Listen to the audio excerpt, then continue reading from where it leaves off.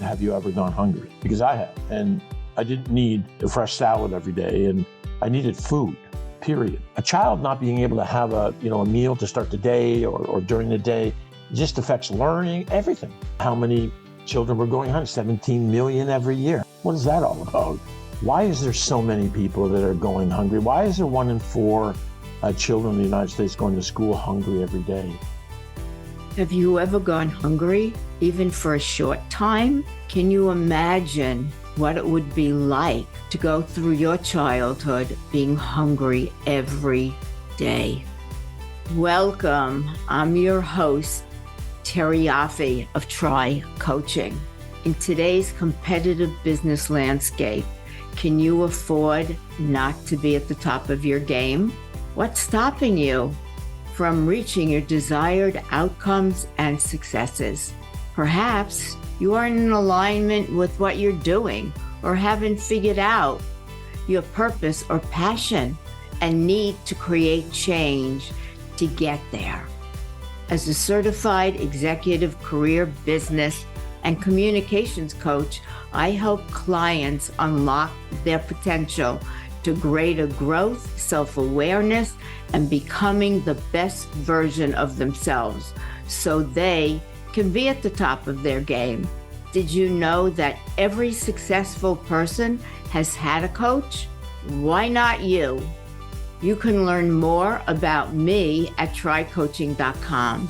Have a look at what I'm about, what I offer, and my testimonials. If you think partnering might help you achieve your goals, let's start a conversation.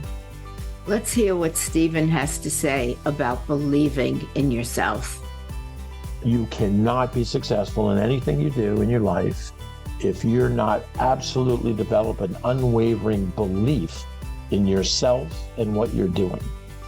So most of my podcasts are about personal development. How can someone learn something to include in their lives or walk away with ideas and how they can improve upon their lives? Today's guest, Stephen Clarke, is one man on a mission to help stave off hunger for so many children in this country. He and his company, RTG Group, a global social enterprise with a purpose of making a positive impact in our world by bringing purpose and profit. Stephen and his company are making an impact in creating change by collaborating with organizations to ensure millions of children are fed each day. His slogan, which he embraces every day, is "Live life in 3D. Dream, dare, do." And that is exactly what he is doing, and strongly believes we must have an unwavering belief in ourselves and what we are doing in order to see the fruits of our labors. Welcome, Stephen Clarke. How great to have you here, my LinkedIn friend. Exactly. First time we met, and it's a pleasure to be here. Thanks for having me. You're very, very welcome. And I was so impressed when we spoke about what you're doing in the world to create change. And how did you get here? Yeah, it was timing. Of course, it was always something that I knew I was going to do. I've always broken down my life into chapters, and I knew the most important chapter was going to be around making a positive impact in the world. And so the timing was perfect. I had been successful, an ex-professional athlete and a business owner, which exited. And so I was in a perfect position, had the time, had the money, and it was time to really make a difference. And so this is how I kind of started in this journey 7 years ago. And tell us about that journey, feeding people, young people. How did that all get started? What made you choose that? And from the bottom up, how does the structure work? Yeah, so that was all based on a deep dive of about 18 months. When it was time to do this, I wasn't as educated on the industry as I'd like to be. I've been on boards, I've been on contributing to charities for years, but I didn't really know that much about the industry. So I did a deep dive to get as much information as I could prior to, creating a business model that I wanted to do. And so that's what got me educated. The fact that, and most of it I did not know. And some of it's a little shocking, $500 billion every year in America is giving to charities and nonprofits, and not one cause is going down. I was a little shocked at that. I was also shocked that only 5% of that, so 25 billion, is being given by corporations. And I wasn't aware why until I did this deep dive. And so coming up with all of these things, how many children were going hungry? 17 million every year. What is that all about? Why is there so many people that are going hungry? Why is there 1 in 4 children in the United States going to school hungry every day? And so I wanted to know answers, but I need to have that data first. So that's what I did. I did the deep dive, got the data, and then I started to create, as a former creative business strategist in the advertising world, I started to create what I felt was a new productive way and collaborative way for us to move forward and be able to actually eradicate a cause. And that cause, by the way, we've talked about this in the past area, it wasn't about feeding. But when we decided that the only way for us to effectively do it, was a for-profit social enterprise, then we needed a product to sell. And based on the data that we got from the number of children going hungry, number of people in general, we decided that product was going to be food. And so that's how we got to where we are today. And what's the distribution look like? Yeah, so the model itself is we basically get people, to, number one, we want a transparency. So people will subscribe to our model, pay $42.60 to buy 30 not very healthy meals. Those meals then go to a participating charity, food charity, Feeding America. And locally we do with a lot of nonprofits, food, and it goes there in that person's name, the person who's subscribing, so that charity and nonprofit can then send an email verifying they received the food and now they're putting it in the hands of the children who need it. That gives us full transparency, and that's extremely important. And the fact it's $1.42 a meal, and our focus groups that were eating it, and the number one question we got is, how are we making it at this price? And we said volume, so we told them. So they were very happy with that. And of course, what they're giving the charity or nonprofit in our model is food. So what percentage of that goes back? All of it. I mean, they're not eating it. So we had real full transparency then. And then the next one important for us was sustainability. One of the big things lacking in the industry today. So we give each subscriber a discount mobile app. It's got today over 330,000 vendors in the United States. So they get 15% off. And that we couldn't find anybody in our focus groups that was going to save less than, about between 3 and 4 times the amount it was costing them. So when we asked 19-year-old kids, are you going to do this forever? Jokingly, they're like, why would we stop? That's true sustainability. And then the last part is we are a for-profit. We do make a profit, but some of that profit, 40% actually, must go back to doing good. And so now we're partnering up with other organizations that can show us the transparency they have in their model. And we'll be dealing with people from mental health to, there's a lot of them actually, water partners right now that we're getting together with. So it's going to be, it won't be just about feeding. It'll be about making a positive impact in the world, which is why I got started in this in the first place. And what made you choose Miami as the first city?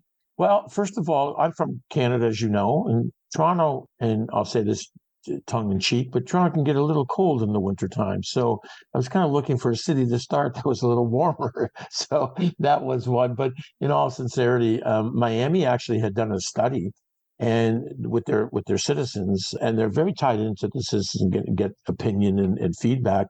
And the number one cause that they wanted to eradicate first was child hunger.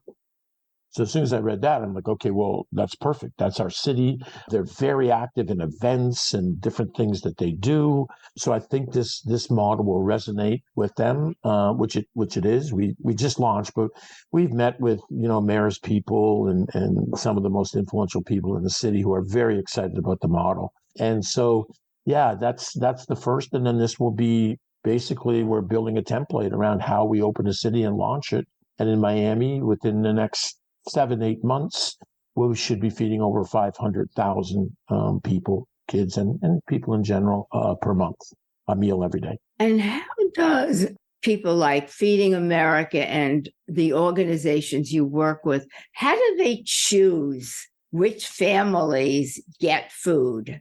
That's a good question. I've been asked that one before. These organizations that we partner up with, like Feeding America has been around for 46 years, I think now, and they have offices and they do a lot of research. They have a lot of people, and so they know where the people are that need the food, and they have those relationships, and that's why it's very, very important that we partner up with charities and nonprofits who have been doing it for much longer than we have. And so they know them, and they're very solid partnerships for us. They're our distribution partners. And, without them, it would be very difficult, especially to keep the pricing, because, and their goal, of course, Feeding America, is to end hunger. That's what their goal is. So getting the food from us is a plus for them as well. Plus, we're helping them build their database, because they have to, again, when we send that food, we send them that person's name, or they send the email verifying that they've got the food. So it becomes a win-win. And collaboration was key in building our model. Do you also work with schools in the area? Schools are a little bit different, but again, we would go through a school through a charity or a nonprofit. They become we don't want to go direct to anybody. That's not our model. There's also going to be incentives for our distribution partners aside from the food. So, but yes, we have beta tested in schools. We beta tested the food with children. Was received very, very well. And we can also do stuff with the way ours is packaged, where, the bars, for example, we have bars. And so that doesn't necessarily have to go to people who just need food, who don't eat. It can go to everybody. They're healthy, they're fortified with vitamins, and there's no charge. So schools can get those and give them, everybody can give them out. And one of the issues I have with the food program is we tend to kind of bring all the people all the children who are not as well off and stick them in a kind of room. And I know from growing up myself, I wouldn't go in that room. I'd rather go hungry. Thank you very much, than go in a room where the whole school knew that I was, yeah. And I think there's things like that, especially as a strategist, that I looked at and said, I think we can do better. And so that's a lot of the reason why we kind of formulated the ones that we did. So that can go home, that can be walking around, but anybody can eat them. And we can give as many as they want, because again, it's our donors who are contributing those. DMG, do more good. That's our corporate model, where, the corporations, again, when we were doing the research, Terry, we looked at the corporations and said, listen, these are good people who want to do good things. So why are they only giving 5%? And, everybody right now is looking at that and saying, you should give more, not knowing why they only give 5%. And the reason is because the government has these models set up, and you get to give so much to get tax receipts and everything, which lowers your tax. And then you pay your tax, and what's left is after-tax profit, which is not going back to doing good. I mean, that's the earmark for shareholders or dividends or whatever it may be. So they're not giving anymore. So why not come up with a model that allows them to do more good, which I believe they want to as well, but also they need, with this money that we're tapping into, which is marketing dollars. And in America, they spend about $340 billion a year on marketing. So why not tap into those, get them to get a return on investment? That is what they want. They want to turn those marketing dollars into sales. So we do that with our model, but we also do it and make sure that there's also another ROI, which is our ROI, which is return on impact. So we dubbed that program ROI squared, and we're going to companies right now and saying we've got a way that we can bring, return on investment plus return on impact together and give you everything that you want. I love that. ROI squared, return on investment, return on impact. How do the companies feel about contributing and really making a difference? Do they feel amazing and like you're really making a difference? Because, something that you and maybe some others started, but those people that you go to, how do they feel about doing this? Do they have the same emotional ties and feelings that you do? I'm not sure they'll have the same as I do, but they certainly, I think, first of all, they're a little apprehensive because we're coming and doing things that's never been done before. So that's the first thing. I mean, we're still having some challenges pushing through that, but we'll get there. So having, going and saying we're going to guarantee you 100% return on your marketing spends, that's a little unorthodox. I spent 25 plus years in that industry, so that's not done very often. And then, telling them that we're doing that two ways. Number one is obviously feeding kids. So that's fantastic. But then the second way, which is really unique, this really sets our program apart from anything else, is that 100% return we're doing by purchasing their product. So we purchase their products. If it was automobile company, for example, which we're looking at a couple of them right now, we would actually buy their cars. Now, the significance of that is, and the real fun is, so now we own, so if it was $1 million, for example, now we own $1 million worth of cars that we buy over the course of a year. So what do we do with $1 million worth of cars? We don't do anything. The auto company does. They give them away to the people in this case, Miami, who need them.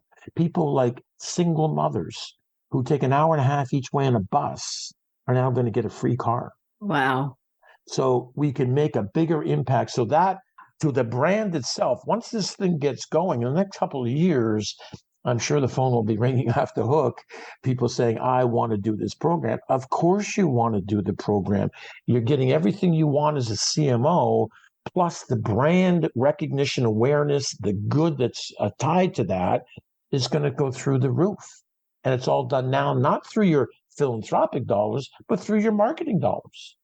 And so it's a very novel concept, and we just need to get more traction on it, and that's why we're doing shows like yours where people can learn more about it and say, "Tell me about this."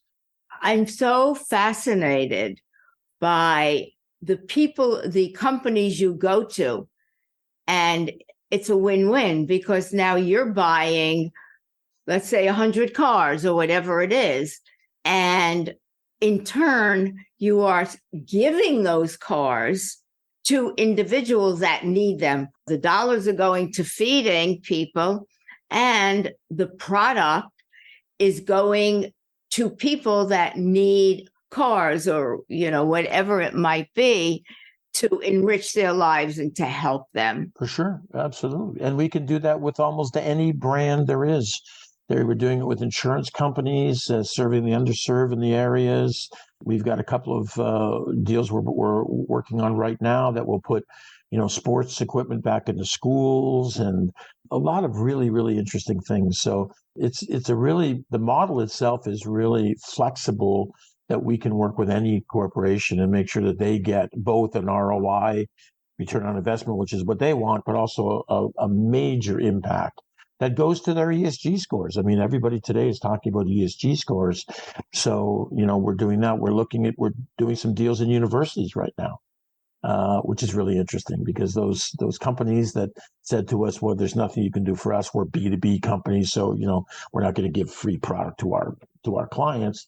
Say, no, but maybe you'd like to, secure the future of your company by going into universities and doing our program and then giving scholarships to people that are going to be your future employees. Oh yeah, that's a good idea. Yes, of course it is. So we've got a lot of different things we can do. And it's just really a matter of being creative and saying, which certainly we are, and we got a number of people on our team that are. But yeah, going and saying, okay, this is what we're going to do. And this is how we're going to do it and make sure that we can deliver, again, the biggest positive impact we can do. And that's what our goal is. I believe have a purpose being here on earth, whatever that purpose might be, whatever fulfillment or purpose or passion that we have. Obviously, for me, it's about creating change. I started the podcast. I'm a coach. I do a TV show, Coaches Creating Change.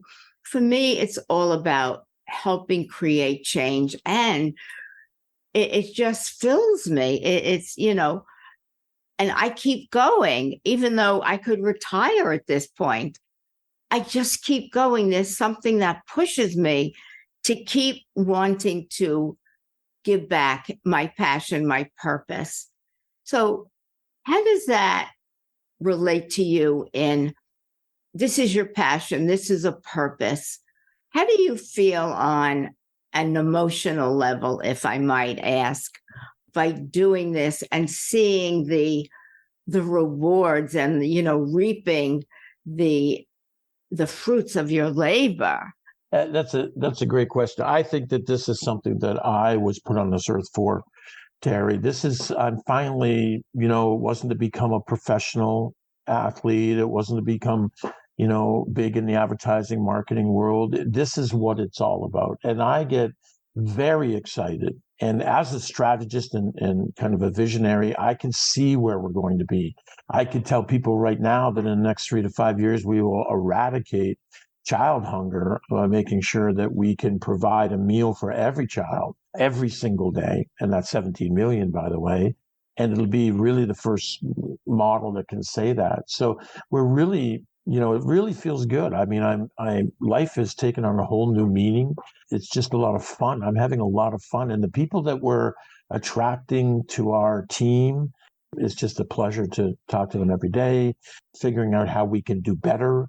We're always looking to improve. What else can we do? What other areas can we tap into? We're after the financial community right now. Financial community will tell you point blank, we can't get involved in that industry. How could we do that? I mean, we have other people's money. Like, we have to invest and get a return. So we've got a new program starting actually the end of this month that's going to show them how they can get returns. They have no more excuses. And that we're talking about billions and billions of dollars. So we kind of become a company of firsts. We've shown the 80 million volunteers with the program that will launch in August of this year, how they can raise more money for their charity of choice and receive free travel. They don't get compensated right now. So we're the first to be able to do that. And charities that we beta tested on, who were not very open at first, are now calling us and saying, okay, when's that program launching? When can we start? We're like, okay, new apps that we're finishing. So yeah, it's going to be great. I can see it. And it's very fulfilling, Terry. I can tell you, I feel great every single morning. I get up at 4 a.m. I can hardly wait to get started. It's a wonderful, wonderful organization. And certainly, thank you. I think if, when you look at the apex of life, and the very bottom is the basic food, shelter, and clothing. And if people don't have that, they will never move up that ladder to self-fulfillment, which is probably, I think, at the top of the apex, because you can't survive exactly without that. You think about 1 in 4 children going to school hungry, and then you think about the idea. And by the way, a year ago today, that was 1 in 5 children. Now it's 1 in 4. It's getting worse, not better. So yeah, we don't want that number to go down. We want that one to go up. We want it 1 in 10, 1 in 20, 1 in 100. We want it, but so that affects so many things. I mean, a child not being able to have a meal to start the day or during the day just affects learning, everything, ties into everything. So that is really, really critical. And so we're going to improve it. We've already improved it. We've got since we started, we've improved on the food. We're gonna just do better. We're gonna tap in, as they say, into the financial. We're self-funded. We're gonna raise a ton of money and get other people involved in this that can make this bigger, grow faster, grow better. So it's an exciting journey. I didn't really envision what was going on today, but now I can see it very clearly, and I'm very excited to where we're going. Isn't it interesting that you get the financial world, right, worth billions, and, oh, no, we can't do that?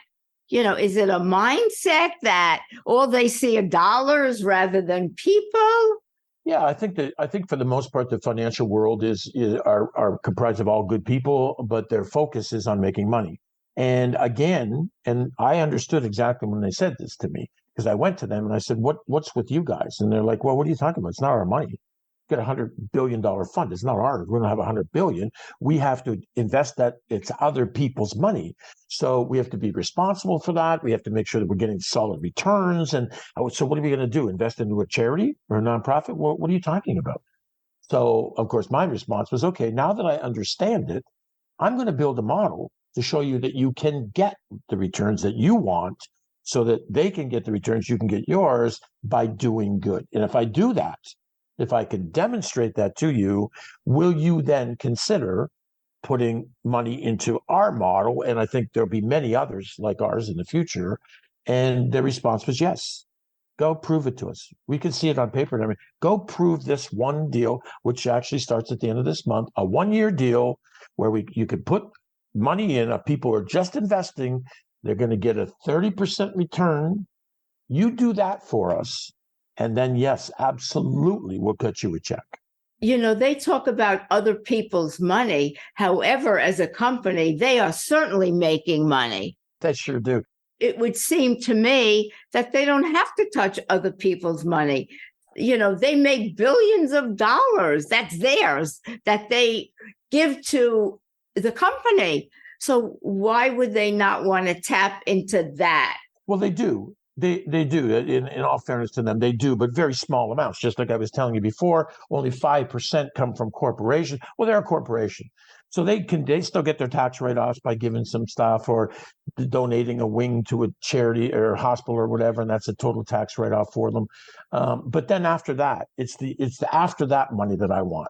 You keep giving that to the charities and nonprofits. You keep doing that stuff. I want the other money, the bigger money, quite frankly. I want them within 2 years, I want to say, the corporate world, we're still giving $500 billion a year in America. But now the corporate world is giving, or even better, we're now giving $600 billion a year to charities and nonprofits and other organizations to do good. And the corporations are giving 15% of that. How did it go from 5% to 15%? Because the other 10% is done through programs where they don't get the tax receipt, but they do get the sales.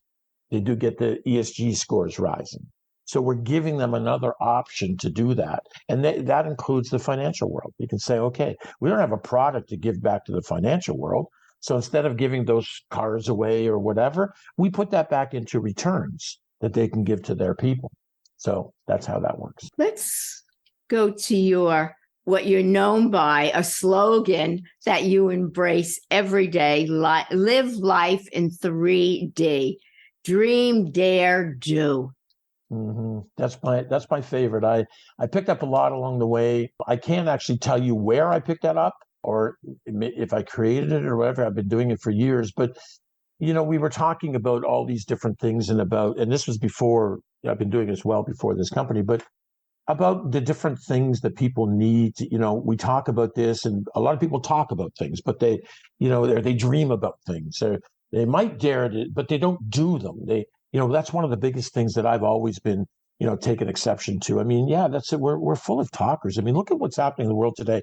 We have Davos, and we have all these people talking about, they've been doing the same talking for years, yet things are getting worse. The climate's getting worse. I just talked to people who have been involved in the climate for 10 years. They just finished telling me, yeah, we spent globally $3.5 trillion last year in the climate, and gas house emissions are going up. Whoa, really? Yeah. How much of that was spent on all talking about it? We need to, we can dream about things, we can dare to do it, but then we've got to do it. So that 3D came from that. And that's kind of how I live my life. I'm like, that's great. I can think about it. We can have a summit on it. We can do all these different things. But what about that last one? Who's doing it? That's what we need to create in life. And so that's been really kind of a motto of mine for years. I love it. Live life in 3D. People dream all the time. They think about it, and then it comes to pulling the trigger. I mean, you see, that's why I'm a coach. The podcast is about people that have pulled the trigger and are doing, like you, creating change in the world, in their corner of the world, and really making a difference. This has been amazing. I have loved it.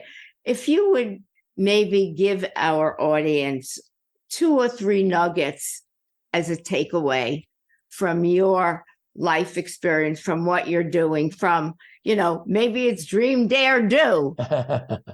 Well, those are 3. I'll give them a couple of others that, because as I said, I've had great mentors. So number 1, get yourself a coach or a mentor. It's very, very important. It doesn't matter all the things you've learned. You can always, learn from. I've studied under great ones, Stephen Covey, as I've mentioned, Tony Robbins, Brian Tracy. I've always had really, really good people.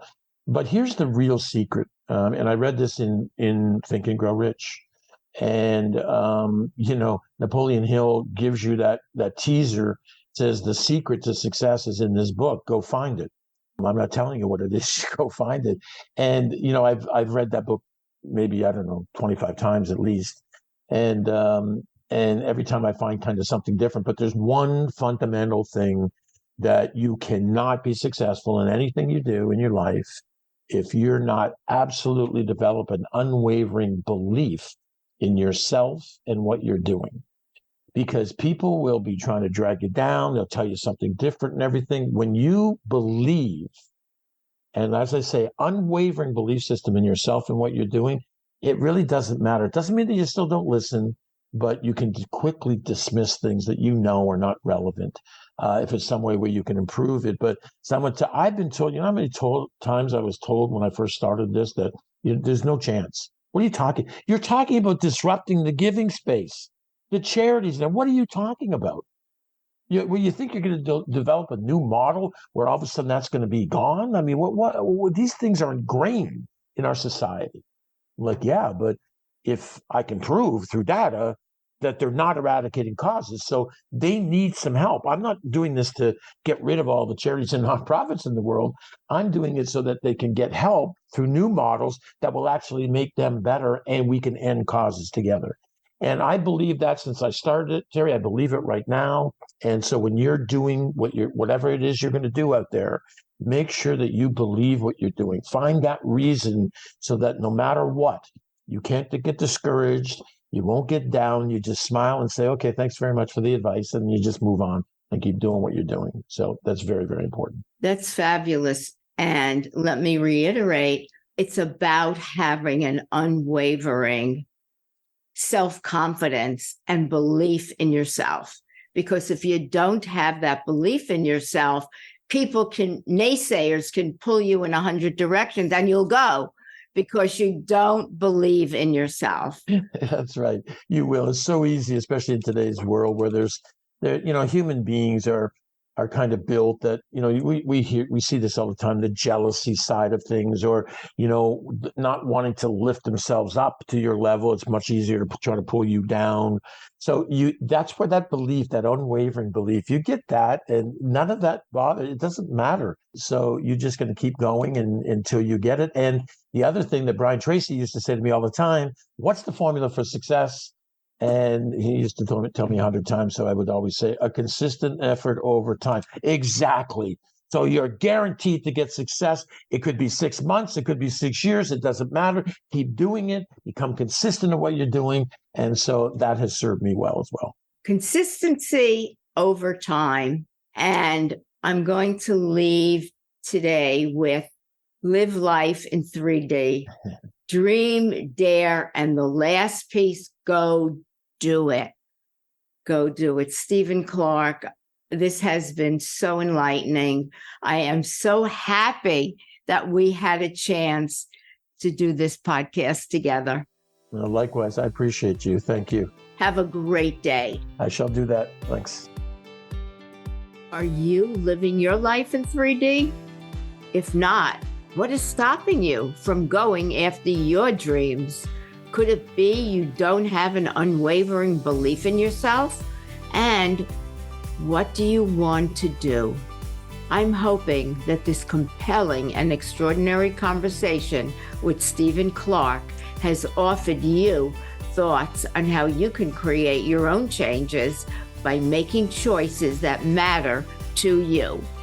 If you enjoyed this podcast, please leave a review on Apple Podcasts. Thank you for joining the conversation. for related content on extraordinary work, please visit my website, trycoaching.com.